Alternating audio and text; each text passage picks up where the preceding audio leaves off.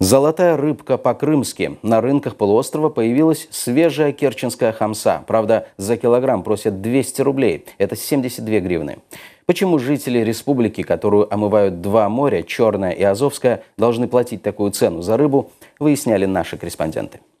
Продавцы рыбы объясняют, ничего сенсационного не происходит. И в прошлом году цена на первые партии свежей, а не мороженой керченской хамсы, была 200 рублей за килограмм. Как правило, через недельку-другую она начнет падать. Если похолодает, то начнется путина. Ее начнут ловить в больших количествах. В прошлом году за неделю цена упала с 200 до 80 рублей за килограмм.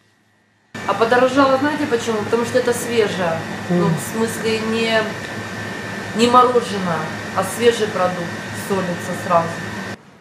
На прилавках рыбных павильонов из крымской рыбы сейчас только бычок – 100 рублей за килограмм. Есть и кефалия, и пеленгаз – 270 рублей.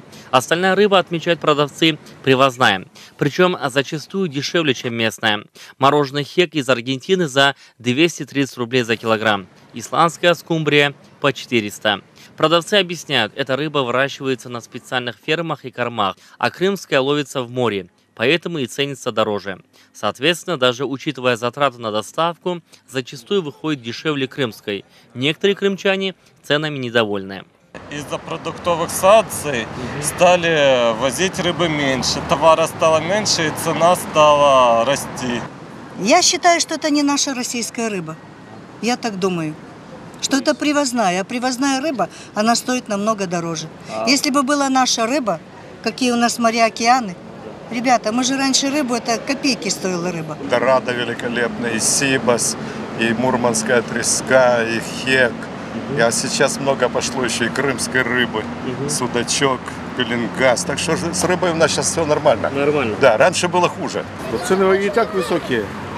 Надо бы подешевле. В этом отношении, конечно, безобразие. Но все же, по прогнозам специалистов, в этом году цены на сезонную рыбу не будут кусаться. Погодные условия в Керченском проливе обещают быть благоприятным для вылова барабули и хамсы.